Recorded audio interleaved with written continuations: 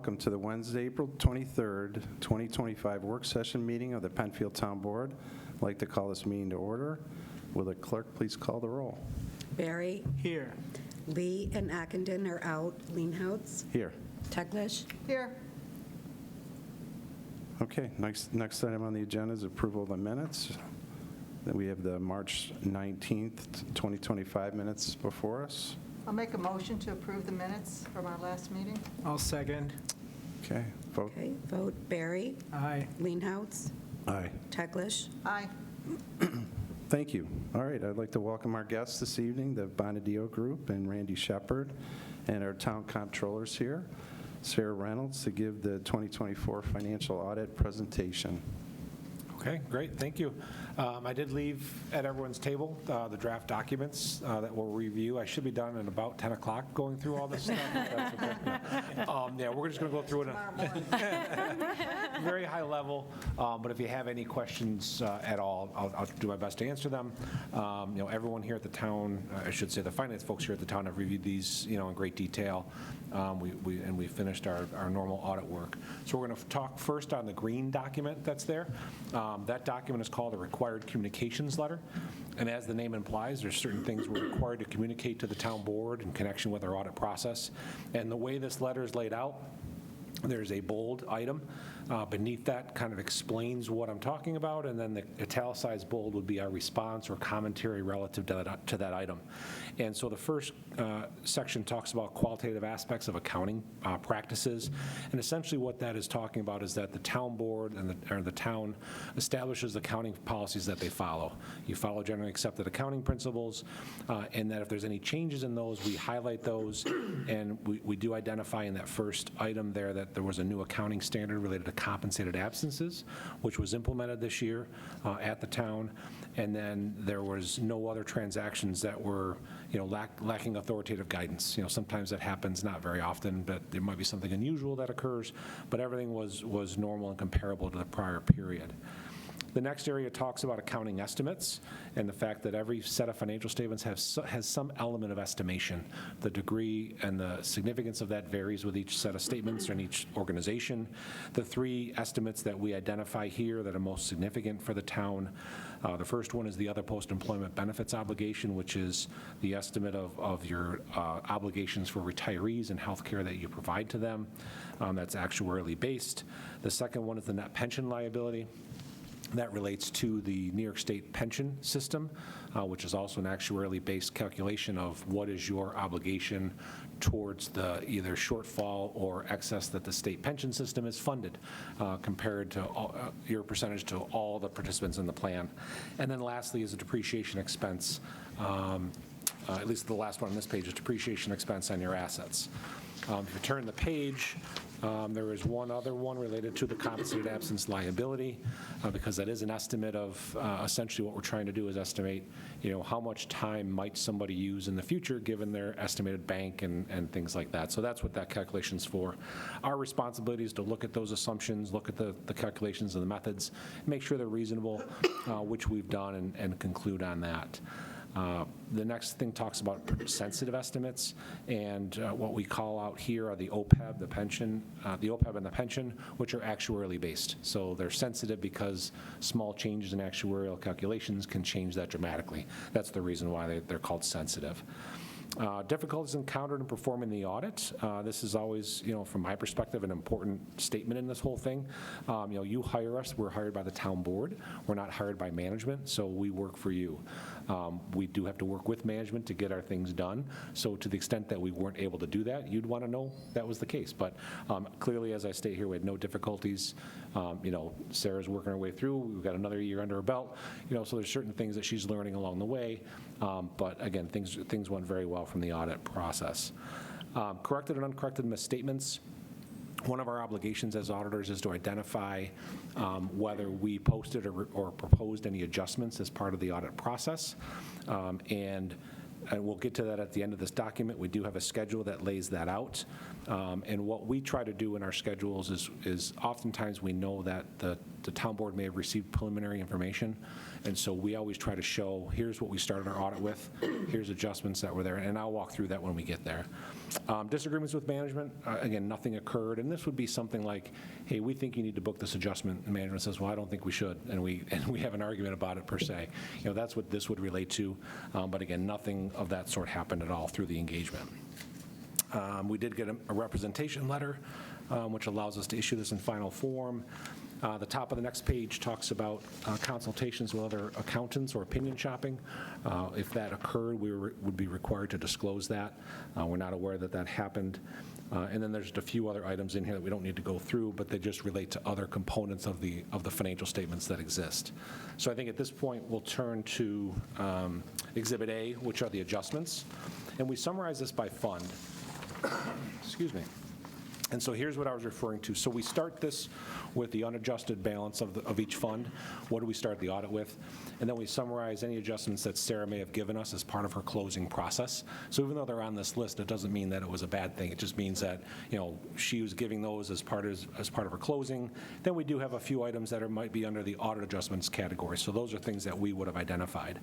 And when you look through that list, there's a few large dollars in there, but really a lot of them, what they do is they zero out amongst the funds. So that $1.8 million under the state interfund transfers, it was moving things between all the funds. So total town, there's no impact. We're just getting it in the right spot.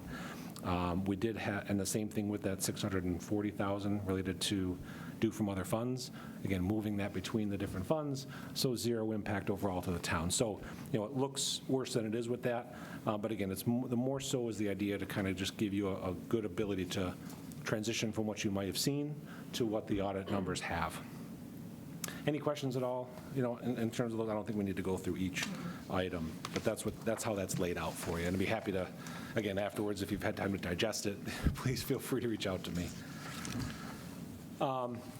So the next thing that we'll look at, and again, very briefly, is the financial statements, which will be the thicker document, the actual larger document. And if you turn to the first numbered page, which is right after the table of contents, this is our audit opinion. So even though there's this large document, it has our letterhead on it.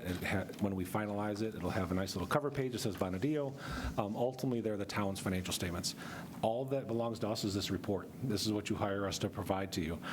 And what this report says, basically in those first two paragraphs, and primarily in the second paragraph, it says the financial statements referred to above present fairly in all material respects. That's a clean or an unmodified audit opinion. That's what you're looking for. That's the highest level of assurance that we can give. So that's really the most important component of this. And the rest of it just talks through what was our audit based on, what was our responsibility as the auditors, what was your responsibility as the town, et cetera. And then it goes through other components of the statements, beginning on page 4. Page 4 is the start of what's called the management's discussion and analysis, and that continues through page 11. Essentially what that is kind of intended to be a layman's explanation of, what happened in the financial statements. So what I like to point out, as a town board member, if people have questions, that's probably the place to point them, if they want to kind of read that without getting into the back of the schedules, which you need to be an accountant sometimes to understand, but at least it gives them a good idea and at least maybe helps them frame their questions or be able to ask something of Sarah or Jeff. But that's Sarah puts that together with our assistance. And the main financial statements begin on page 12, and I don't know, if there's any desire, Jeff, to go through these in great detail, or the board itself. I'll kind of put that out there before I dive in. Well, I think if anybody has questions, we can follow up and get those sort of after the fact. Yeah, for sure. Yep. Okay. So those continue on again. The main financial statements, what follows those are all the footnotes. The footnotes are going to give you more details as to why those numbers are what they are, what's contained in those numbers, what the policies are for recording them. And again, pretty detailed, pretty specific, but happy to address those at any point in time. And then there's two other documents that you have. One of them is a yellow document.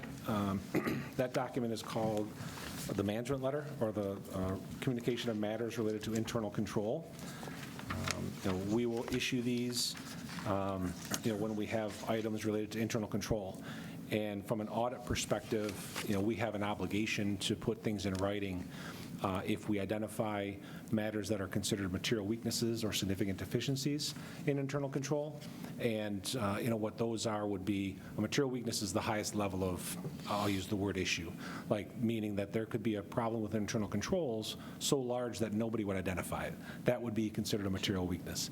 A significant deficiency is a little bit less, and then there's control deficiencies, which are things that, hey, there might be something wrong.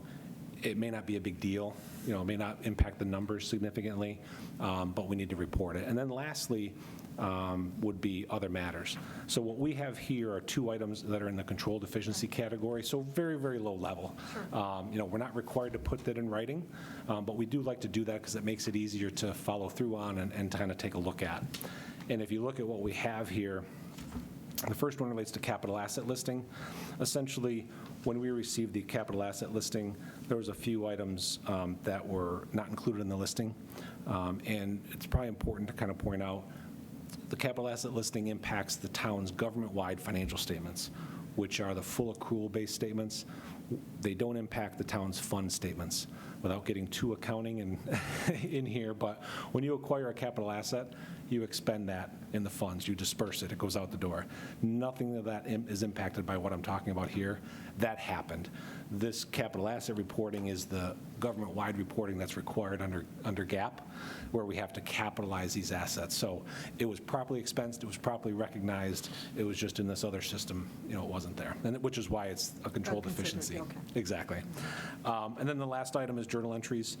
Again, there was a lot of entries part of this year. A lot of it had to do with the timing of when we came in. And I think we were in a little bit earlier this year than we had been historically. Sarah was still closing some books or some things that were, outstanding or open. So it was a lot of back and forth. And we've talked about that, maybe shifting the audit out a week or so, give her a little bit more time to close. Because we're out here mid-February, and sometimes that's pretty quick considering a December year end. I realize it was that early. Yeah, it's very early. So, and it's hard because there's a lot of things we have to get in place, a lot of clients, a lot of timing, so, we like to work on that. And in the past, we were able to do that. Understanding Sarah's getting used to things may have been a little quick for her this year. So that's really what we're talking about here, identifying, figuring out a way to kind of develop a closing process and build that process into what she's doing on a daily basis. So nothing of a great concern, just an observation and a recommendation going forward. So with And that was it, that you only had the control deficiency? Correct. Okay. That's it. Yep. Good. And then the last document you have there is actually the final issued. That's the only thing that's actually final. These other 3 documents are in draft form. We'll finalize those after tonight's meeting. We have the documents. This other document is the report that was done in accordance with the ARPA funds. So because you had those ARPA funds, instead of having a single audit, the Treasury developed this other report, which is called an alternative compliance examination, essentially just indicating that the town complied with all of the federal requirements associated with spending those dollars. So we issue that. Sarah will be filing that with the Treasury through their portal, which finalizes kind of one aspect of reporting. She's got plenty of other things to do related to reporting on the Treasury portal.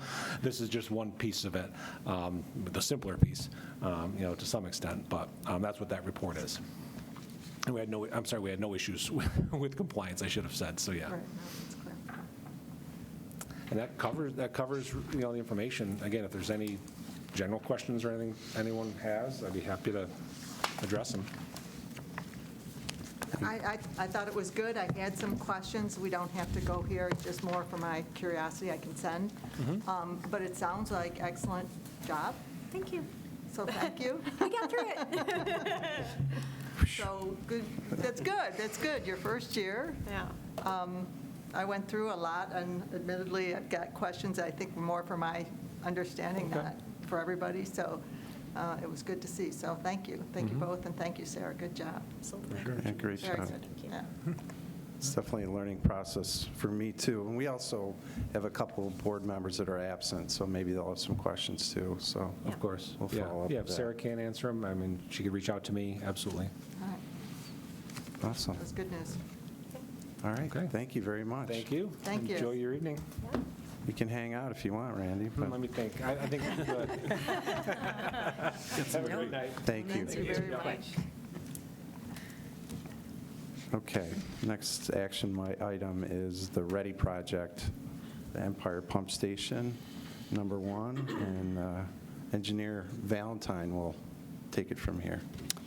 Thank you. So this is something that came to the board 6-8 months ago. So this is something we got some grant funding for. So this is Empire 1. So that is our pump station. If you're familiar with the LaSalle's Landing Park, there's a pump station right at the bottom of the bay.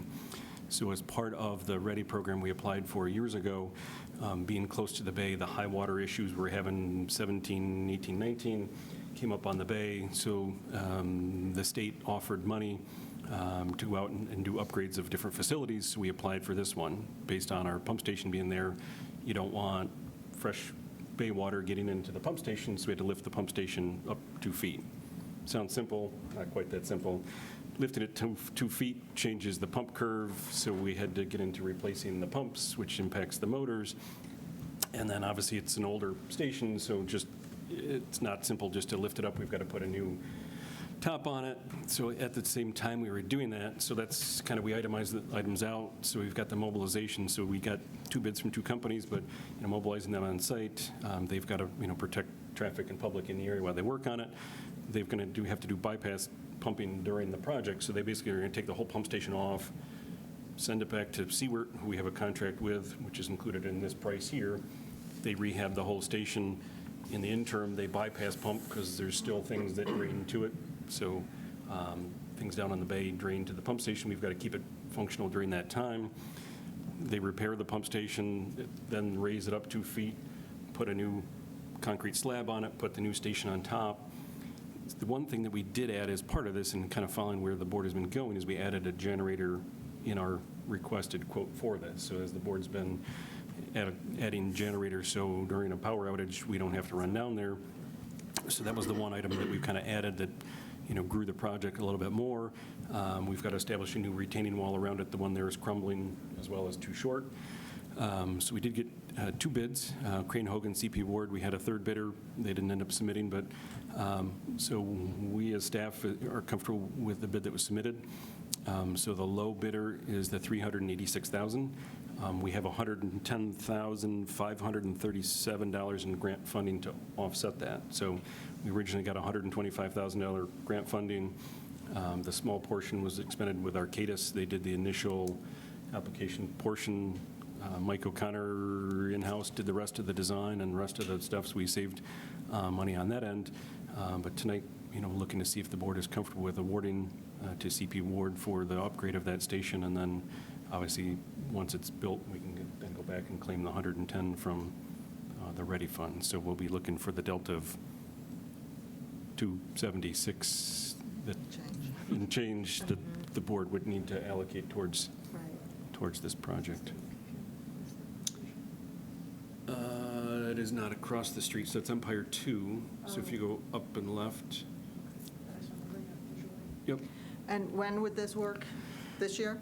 this year. Okay. Yep. And where is this in, do we have this in the budget, these 276, or are we looking to? We would use need to it out of allocate, our- so we didn't know where this Okay. would come in. I think the sewer department has some funds that they can allocate to it, but not all of that, so we would have to allocate some additional funds to it. Yeah, it's Carrie, I think, is bringing up the site. You may have to swing it over. Yep, it's that white building right, your cursor's on it, right there is the pump station. Yep. Oh, okay, forgive me. I'll bring it over. I'll look at it together. So that's the LaSalle's Landing property, and then that, it looks white from here, but the green station, that's the pump station that we're looking to raise up. And you'll recall the amount of water that was creeping into this section of Empire Boulevard in those 2 years. Yeah, most of the parking lot was underwater, as well as coming on Empire Boulevard. They had the Tiger Dams Okay, down and further. that So will, so this will prevent it Prevent against that. that. Yep. Yes. And then this how will, much prevention will it? we're well above, I mean, as it is right now, we're above the high water level. This will add the 2 feet of freeboard that, Okay. so this is meeting the compliance of, what the state is looking for Resiliency. waterproofing and resiliency. Okay, Yeah. okay. Climate change and kind of meeting in So we'll be in that. compliance with the state, and it will control the issues that we've recently. Yep, so we've gone through, we have all our permitting with the DEC, the Okay. Department of State. We've kept them in the loop, they're the ones providing the funding. And then it took us this time because we had to, the bay is considered a wetland, so we had to get determinations on that, and then also, verification of the high water. So the DEC signed off. So basically have almost a brand-new pump station at the end of this, so hopefully, we'll have a long life rather than just raising it up and then having an old pump station that, We'll resolve it, we're not this is the, fixing it. Right. yeah, we raised it Right. up, but, it kind of got into, you raise it up 2 feet, the suction head wasn't going to work with the pumps and the motors that we had, so we had to change those out, so now we're going to put a new enclosure on it, we'll add a generator to it, so that'll add, so the project grew a little bit, but it'll add to the resiliency that, one, we want, being near the bay, and then two, it's one less that we've been adding that 80,000, or accounting for that with, pump state, or, adding generators as we go along. Right. It was good to actually bid that out. We got one, I think, at 55 and one at 75, so it was also good to kind of check that number to see, with that $80,000 estimate, Yeah.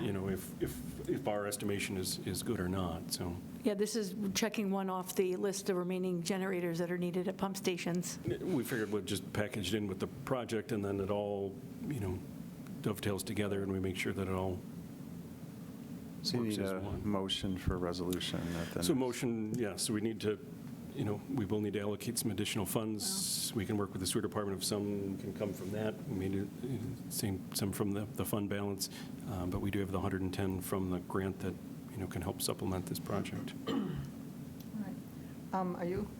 Good. I think this makes all the sense in the world, right? It prevents us from having bigger problems. We're utilizing grant money that otherwise we'd have to pay for, and it's something we need to do. So I would support the Okay. draft of a resolution to Okay. go to this lowest bidder. Okay.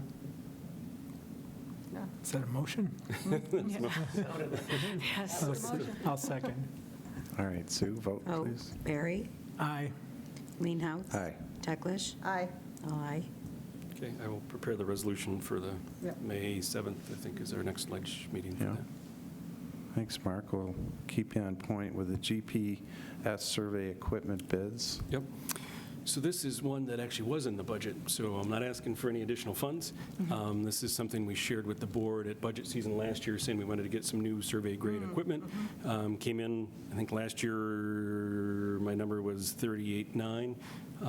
The bid actually came in, obviously, a year later, came in a little bit higher, but we budgeted 40,000 in our budget. So The price is right. the price is right. This one, Just under. we only got one bidder, but since it was over the 35,000 and we kind of knew that it was coming in, we had to go out to a full RFP and a full bid more than just the 3 quotes. So consulted with Sarah on that, said, yep, we got to go out to bid. So went out to bid. We only did get the one bidder. The price only went up, slightly from, what we had last year. But so just looking for the board to award the contract, not asking for any additional funds. The engineering department has it, and we planned for it in our budget from last year. May I ask you, for those who watch or read minutes, just explain again what this will do for the town? Sure. So this is something, we're not surveyors, so we're not going to go out and stake people's property lines, but we use this equipment anytime somebody has a drainage problem, somebody has issues, we can kind of go out and check it. We can, gives us survey grade, vertical and horizontal elevation through GPS. The equipment we have is older. You get anywhere near a tree and it doesn't work. We've got a lot of trees in Penfield, so We are the tree town. we're a tree city now, so if I'm standing in an open field, the stuff we've got now, it works, but as most things, I think it's 15 years old, so as technology gets dated. That being said, we plan on transitioning what we have to the sewer department, so at least they have something. So, the equipment we have won't be thrown away. We're, transitioning it to another department. But this works in treat areas, so as we have to do outfall inspections, many of those are off the side of the ravine, down a hillside, a lot of tree cover. We've got to go out, find those locations, identify them, document what's coming out of the end of the pipe.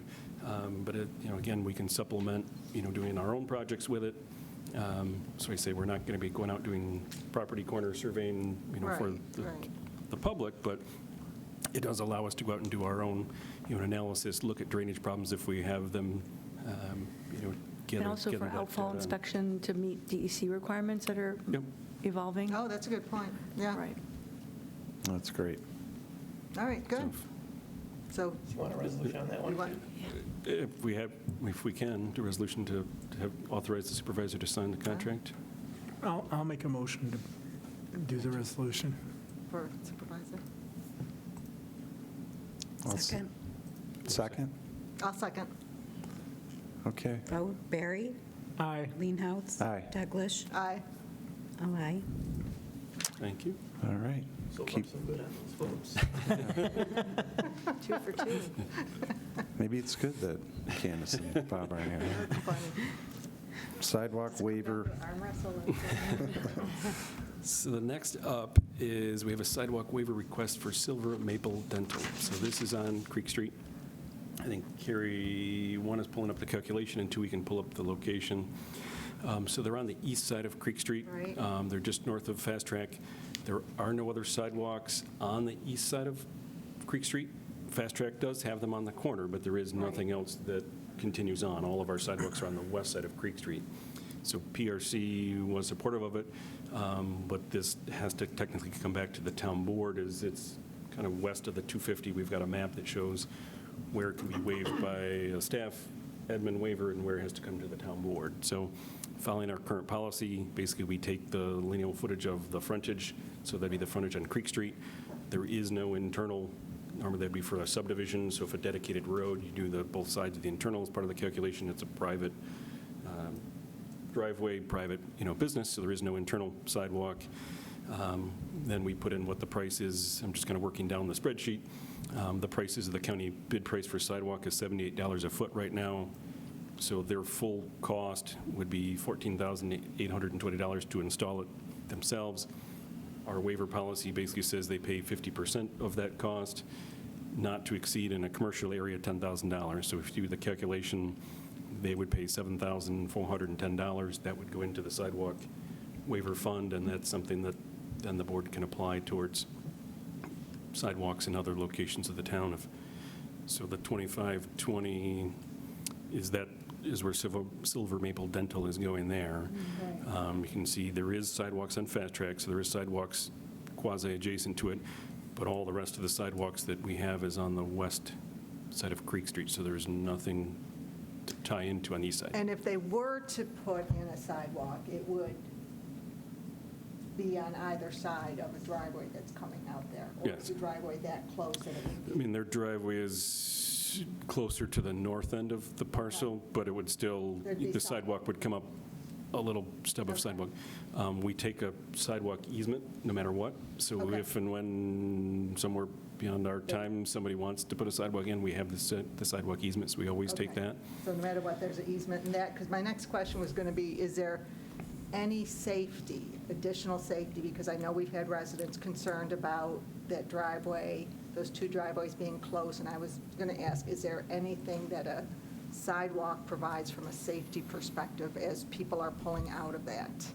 But if the easement is there, it sounds like that easement will give that Yeah, the buffer. easement's there. I mean, the sidewalk, unless somebody's walking to the Yeah. dentist, I don't know what that would No, I know. benefit. I think actually somebody walking up, and then now you've got to kind of see people crossing. Right. And now they're crossing the road in that area, because now they get to The the north sidewalk property would line, the end. sidewalk would end, and now the people, Right, right, so you're almost kind of sending pedestrians into a property that right. has no further connection to it. No, it literally goes nowhere. And then it's kind of an undeveloped parcel to the north. Yeah. Who knows what or when that, will become something, or if ever, but it's up to the board. I mean, the board can say. No, like I said, put it the in only and thing I was it can go trying to in, think but- if there's some value to having a sidewalk there, but I get the one where Fast Track has it, right, it's around the corner, so people can walk there, but you're not, you're going to hopefully cross at the light and go to the other Get side. people Yeah. to cross at the crosswalk rather Right. than cross just past the Right, traffic light or right. mid-block. Just That add more danger that potentially. Adds more issues for pedestrians crossing at a mid-block area. All right. Okay, same thing. This one, we don't need a resolution. If we can just document it in the minutes of the board. If the board approves it, we just send them a letter. We haven't done a resolution to that in the past. Do you need us to vote on an approval? I would, so. But take the vote. Do a vote. Take the vote, I just don't, Yeah, so do you want do a to? motion, Yeah. second vote, and it would just be recorded in these minutes. It wouldn't be, a Right, separate document. An official thing. Okay. So I'd make a motion to grant the waiver. Okay. I'll second that. Okay.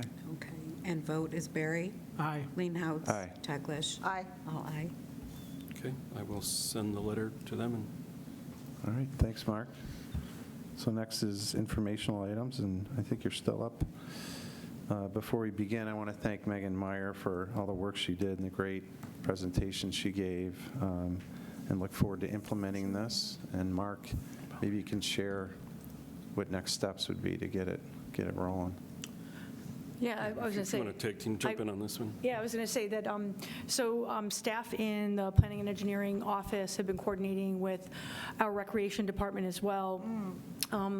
We are working on some draft material that would be added to the town's website, along with a fillable form, so that folks could fill out and sign up to be a pathway pollinator, and get a sign. And so we'll be continuing to work with Megan Meyer and Healthy Yards, and the other folks that have been involved in this effort. So originally, there was some discussion or thoughts about whether or not we would utilize the existing pollinator pathway. There's an online portal by that independent organization, but in looking at how some other towns have organized it, it's a little bit more user-friendly if the form is something that we generate, and we sort of modeled it after other towns that have already implemented this program. Okay.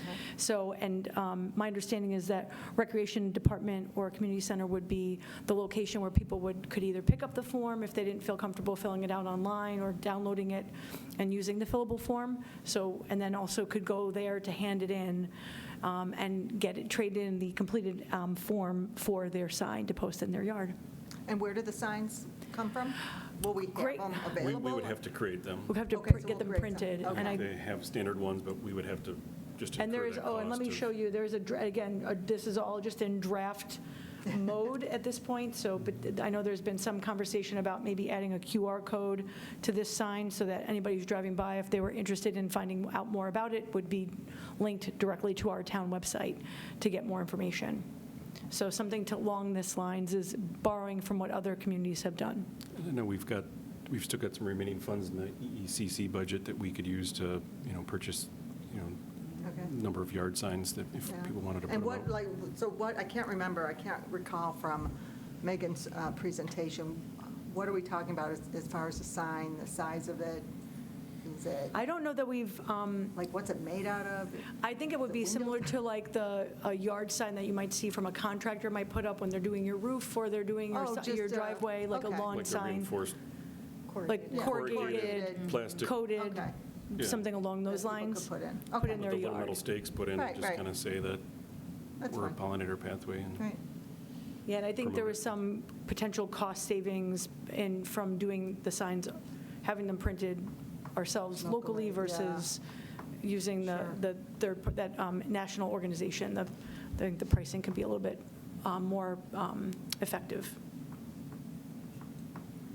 Yeah, some residents there's may no- want to do their yeah. own thing with the sign. Maybe we have the logo, but some people may want to really show it off, and others maybe not. I don't know. Yeah, we can share the logo with them, and then if they want Yeah. to create their own or do something more permanent. Yeah, that could be something somebody wants to do in their own, as a Sure. part of their own landscaping. They certainly could, Right. yeah. Although we So- can, so there's no action needed, we just wanted Right, no, to share with you the follow-up. Right, no, I love that. And I know that Matt Prinzing in the planning department has been in direct contact with Megan and as a follow-up, and so that they've been working together on the best, sort of how to roll this out for the community. So once we have the process in place, it'll be something that will be available to fill out the form online on our website. Yep, It'll be available in Penrec to pick yes, up. Yep. correct. And then that Form. people would be able to drop it off, and we would probably also identify a way to maybe potentially submit it electronically, although they'd have to go someplace to pick up the sign, so it might just be easier to hand it Sure. in Right, right. from a. And will we keep keep that, and is there any value to having that data, that database of how many residents in Oh, Penfield? we certainly Yeah. can. Yeah, Okay. we'll track, we Like can Matt will track that. track that on Exactly, GIS, so just we've to got it, know. and I think their website has it, but I don't think Yeah. the Pollinator website was great in locating or mapping that, so I think on our own GIS, We we could do could it. Good. map that much better. Yeah. All right. So we could report back, like, at the end of a year to tell you sort of how many Right. pathway pollinators we have. All right, so should I challenge all my fellow council members to see which one of us is going to be the first? Well, I thought keeping track makes sense. We could, a little competition with other towns, too.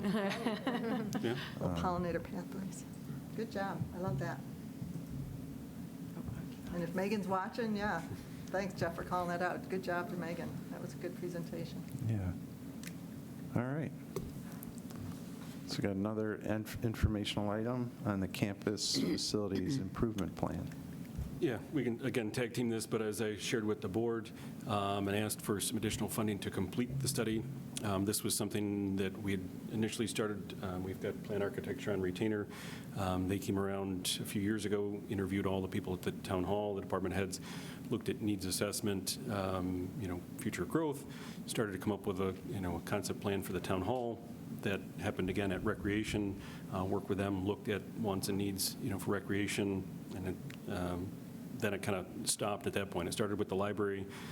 I think it was COVID or some other stuff. It kind of stopped at that point. So in order to bring that back to life and complete that assessment, I had reached out to the board, asked for those additional funds. So Chris Lopez and his team with Plan Architecture, I believe, are currently speaking with the library as well as the courts to kind of look at their thoughts on growth, needs, within their area. So as we kind of look at campus-wide, our facilities going forward, and as we look to the future of, the town as we continue to grow, what are the needs, of the town? So at this point, we're at a very initial stage. We don't have things to share with you tonight. It's just Okay. informational for the public, just to share that this is starting. This is going on. Obviously, we're building a new DPW facility. It's time to look at our other facilities and kind of look at the future as the rec master plan was rolled out and shared with the board of what that committee is looking at. I think that kind of kicked that back into gear to let's continue that, and then as we get into that, that's something to definitely come back and share with the board as we complete those studies. Yeah, and I think part of it was just the intent of coming at it from a holistic standpoint, rather than looking at individual That's campus smart. facilities one at a time, look at the big picture, and contemplate all the properties and future needs that might be coming down the pike, so that you can have a sort of a potential plan of action. That was the thought, and we can't do that without knowing what the needs are for all the facilities. Yeah, no, and I applaud that. I love the idea that we're thinking more than just a couple years, that we're thinking 10, 20 years into Yeah. the future. Absolutely. I love that. Good Yeah. job. So Yeah. as we have more, we'll be back and, Yep.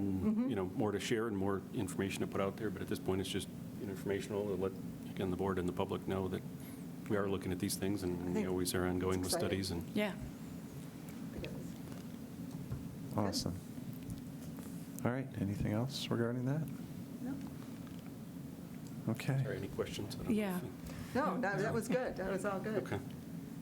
So we have a, Need to talk about Kennedy Road here, or? We can add that as a new business item if you, I meant to, I apologize, that Okay. should have been on the. I know, no, that's So, okay. I just want. I sent the email at the end Mess up of- anything for May. I just want to make sure we've got a resolution ready to go next meeting. Yes, so I would say we could certainly, Corner. if you want to take that out of order and we can bring up the new business item, sure. would that be appropriate? Are we going to talk about held items? Well, we certainly can. Okay. Do you have a preference in terms of I order? don't. Okay. You tell me. Okay.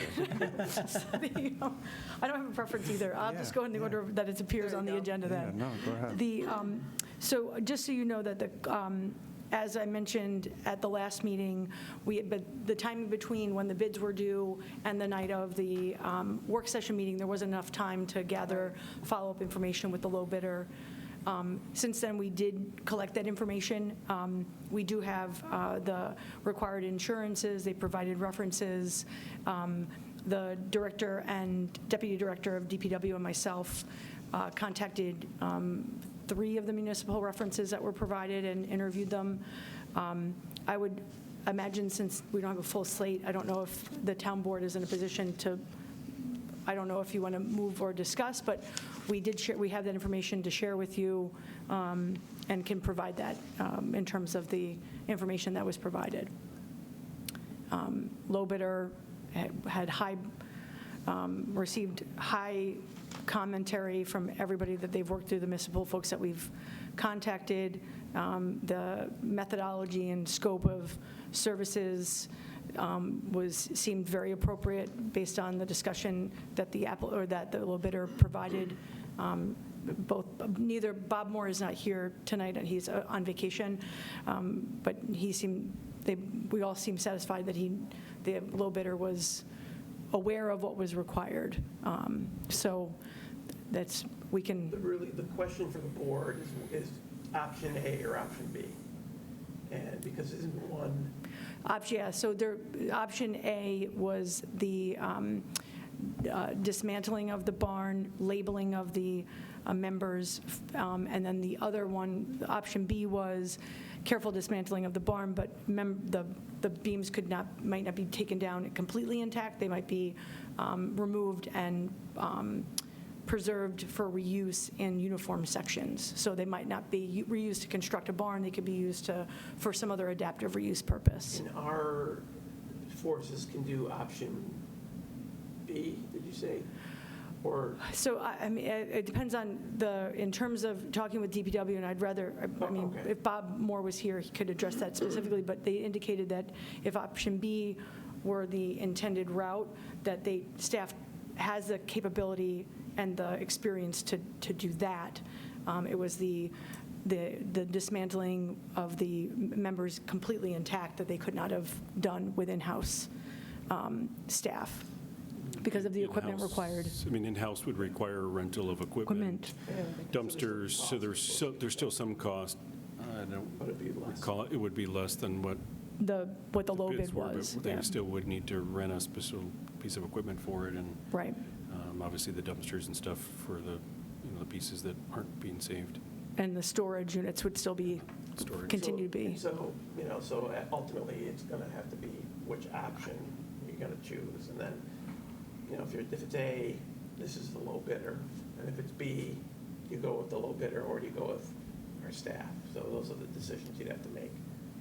And if we can't make those decisions now with a limited board, we can talk about that the next time. I would feel more comfortable moving this to another meeting. So Okay. that we have the full board and we have the detail. Yes. And really revisit and spend time to it. Okay. I agree. So we just have to make sure that the bidder will allow us to kind of hold their bid. That's a good Yes. point. I will get, Typically it's- yeah, I have to check the bid document. So normally the bid document specifies a certain number of days that the bid's got to be valid for. 30 or 45. So I think we might So- have gone with 60 on this, but I still think that might put us outside that realm. But we can ask for an extension in writing, and if they agree to it, then that means that it would still be a valid bid. So I can check in with all the, likelihood, they'll agree to that because they Okay. want the work, I'm sure. Right, Yes. And it's just a matter of are now they too busy to do it, so. So I agree with Linda. Would we need a motion to hold it again till It's a the held next one? item. Okay, all right. Is that okay? Yep.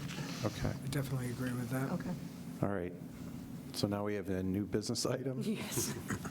So, For- yeah. no, that's just so the new business item, as communicated with the board, the Monroe County approached the town with interest in providing a conservation easement on their property located at 1775 Kennedy Road. The town staff communicated with the supervisor and town attorney to see if this is something that, could be navigated.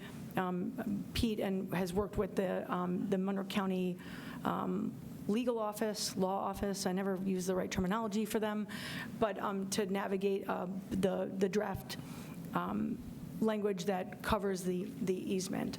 And this is essentially just indicating that the land is not going to be developed in any way, and it sets a time frame for that. And the town, because the property is located in the town, is the one who holds or grants that easement. It's an easement given to us.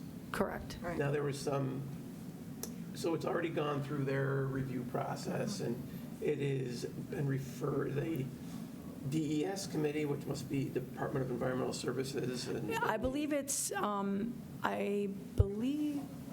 Environmental and Public Works And so they've Committee, already signed off on it, and it's slated for the been May. signed off by legal, and it's going to go before the county legislature on May 13th. 13th. And so they would like us to approve it, if we're going to approve it, at our next meeting, which is, May May 7th. 7th. and I did ask, there was some questions about, would they be willing to include some additional notice provisions to notify the neighbors if they're going to use it for emergency purposes or do, environmental testing, and they do not want to do that.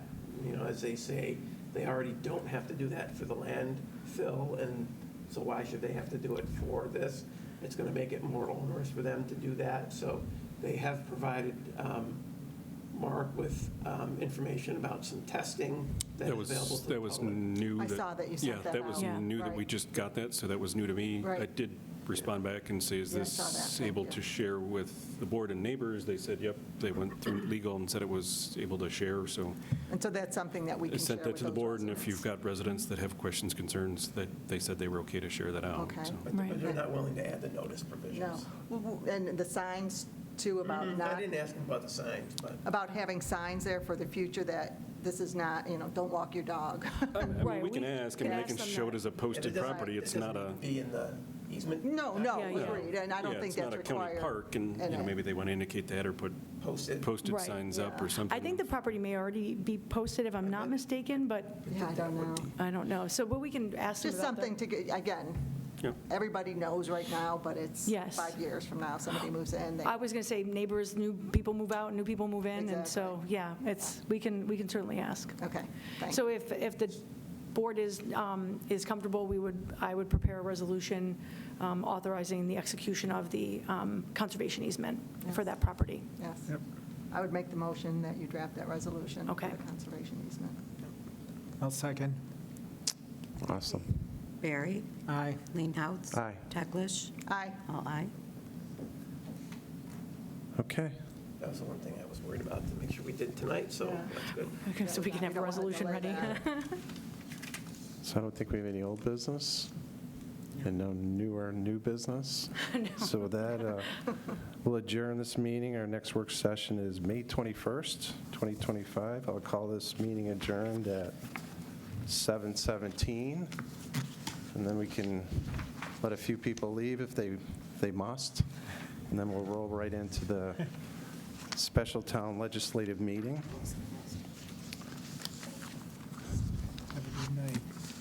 See you, Mark. Thanks, Carrie. Last chance, Sarah, you got to stick around. I don't know. Yeah, join I us. think they're my resolutions. Exactly. Oh, yeah, gee, that's right, thank you. Wouldn't that be awful? You go home and it's like, oh, no, we Right? didn't approve. We rejected it. Oops.